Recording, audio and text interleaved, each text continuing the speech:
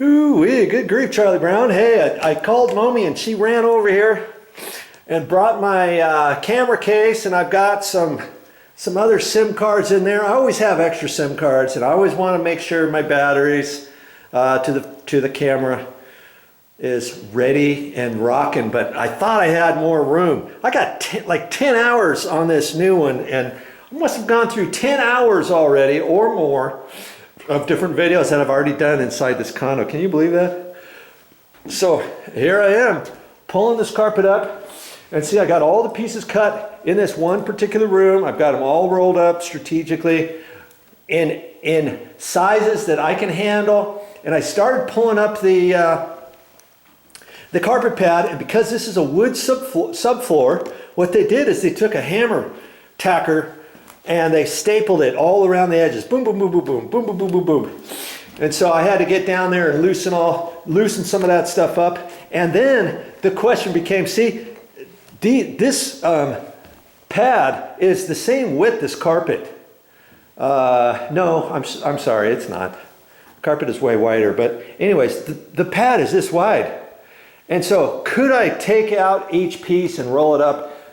Yeah, I probably could, but what I decided is I don't have that much carpet in this condo, and so I'm cutting this in the middle as best I can, and then I'm going to actually cut it across this way too, and that way I've got smaller pieces. I'll have small pieces, kind of like little rolls like this, because you remember I'm throwing this all in a dumpster, and I got to fit it around other trash, and of course I'll put all of the pad down first, get in there and jump on it and stuff, and then I'll put the heavy carpet on top, and then I'll kind of smash everything down. And because I've got it in small rolls, it's going to fit nice and easy into the dumpster. I don't have a problem with that. Okay, so I'm going to cut this carpet in half, this carpet pad. I'm just going to eyeball it, you know, right in here somewhere.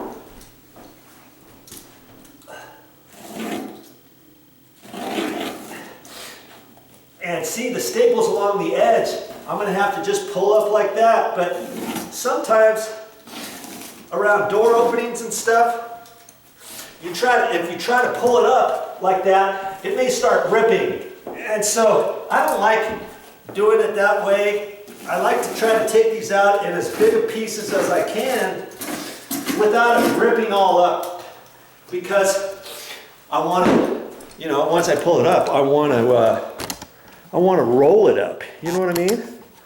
I don't want to have all these rips in there, so it's stapled. I've got it loose right there, and I'm hoping it's going to pull up easily enough without ripping. Okay. And yeah, it'll take me a little bit longer by having to cut this pad in half, but hey, it's for a good cause, and I'm going to fit it into the dumpster that way. And so I got myself a little putty knife. See, this piece is starting to rip here, and I'm just going to take the rips and put them kind of in the middle, so when I roll it up, that'll be inside, so I don't have to pick up all those little pieces. And let's just see.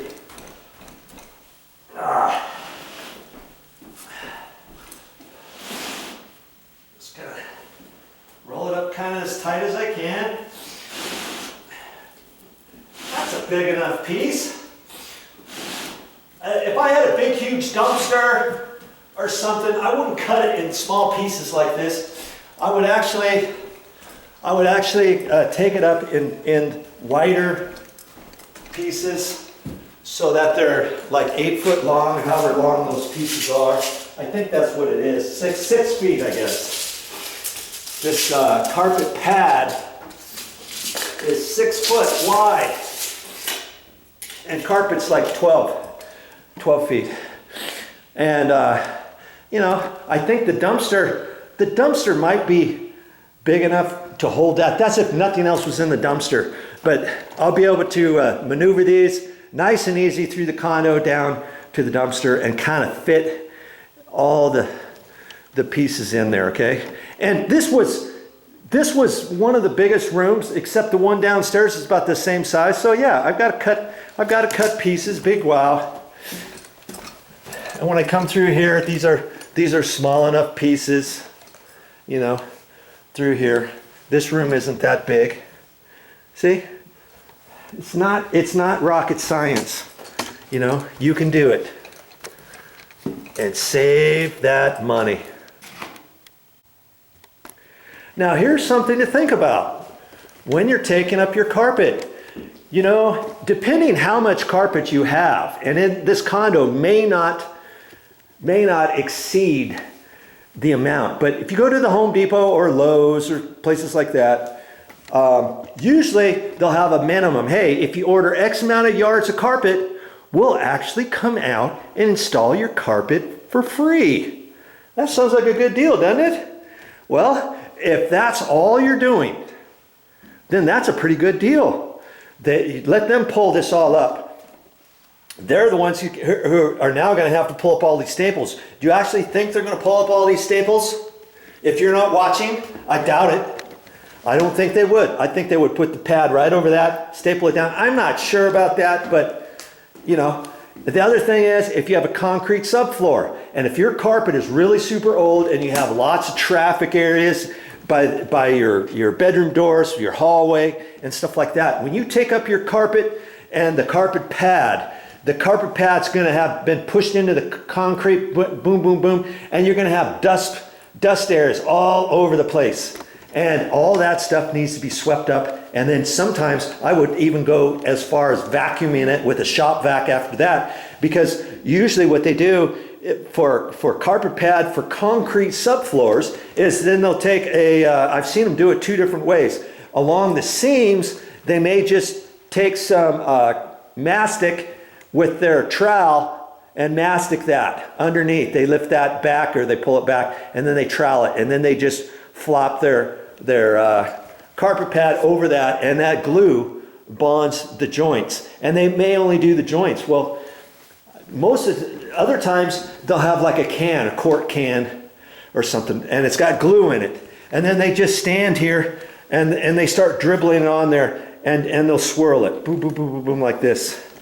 And lots of times on carpet, concrete subfloors, have you noticed when you pull up the carpet pad, or if you have another type of flooring and you pull it up and you think, what are these glue lines like that they go back and forth? Well, that's how they glue their carpet pad down. They just need to have it kind of stationary, intact, along where it needs to go. So before they flop their carpet down, everything's fine. You don't want to flop the carpet down and have the carpet pad slide over at the top of the carpet tack strip, or your seam gap moves or something. You want these seams on the carpet pad nice and tight, okay? And so if you're just replacing the carpet, okay, you're going to have to decide that on your own.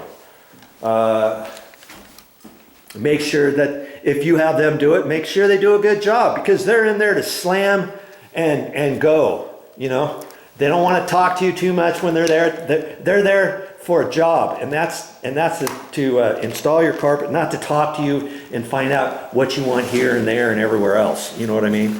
And so keep that in mind. Now, see, on a condo like this, I'm going to be painting the ceilings, the walls, the door frames, the baseboard, and all of that. So do I want to leave the carpet down this whole time and let them do it at the end? No, I don't want to do that, because lots of places the carpet is right down to the edge or to the baseboard. Because I'm painting the baseboard, doesn't it make sense not to slop your paint along this edge, along where the carpet is?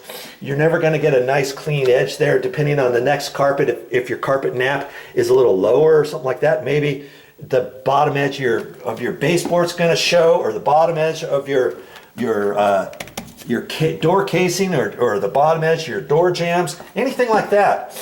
That's why I'm taking it out.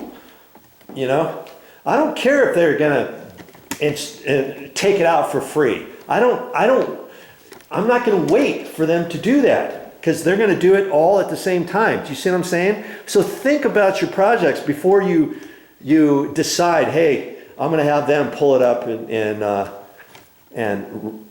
you know, pull it up for nothing the same day they come out, okay? Because, you know, for me, that just never works, because whenever I go into a place, they want the place painted, they want the door jambs painted, they want the baseboards painted. So of course, I'm the one who gets to pull up the carpet and the carpet pad. And because it's been all stapled down, guess what I get to do? I get to get my pliers out and I get to pull up each one of those staples. I'm not leaving those staples there. I'm not pounding the staples in either, because, you know, the carpet pad's all around it. I would have to pull all this out away from it like that, and now I could beat that. I could beat that staple in. Okay, I could do it then. But I might just take my pliers next to each one of those and just grab it and pull, grab and pull, grab and pull. Yeah, that's going to take a while in itself. Okay, but little by little, I'll get her, and so can you. How do you eat an elephant? I've told you this before, one bite at a time.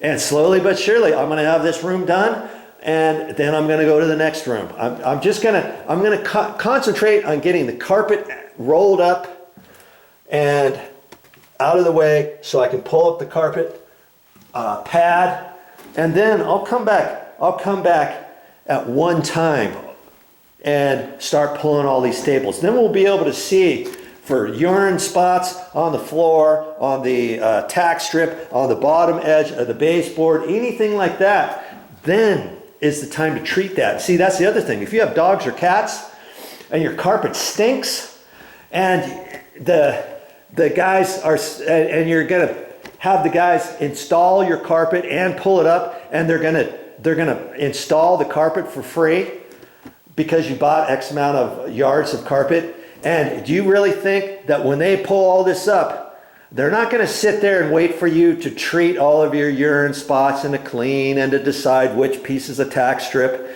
to replace, which ones to leave, which areas of I have to do that on the baseboard. Can you kind of do the other room while I quickly do that? And then when you install the carpet, just be careful along that edge, because that paint's going to still be wet. They're not going to go for that.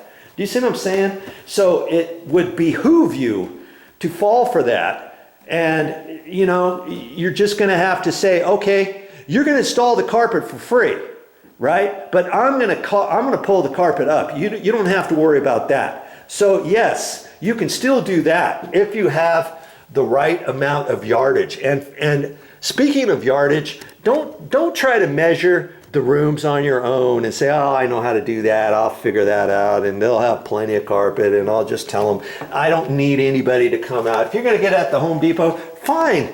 And they say they're going to install it for free, fine. Have them come out to your house and measure it. Because did you know, when they install the carpet, they want all the carpet running the same direction. You don't want the nap.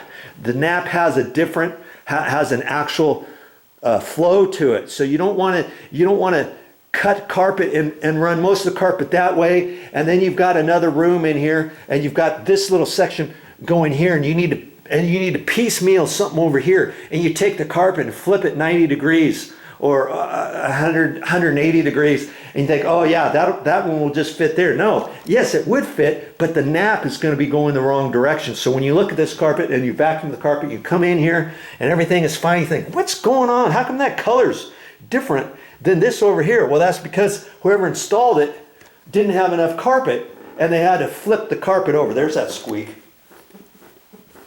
I'm going to be able to fix that when I pull this carpet. So see, you've got to have somebody come out here and measure all your carpet, especially the stairs too. You can't just flip the carpet around. You want all of the carpet.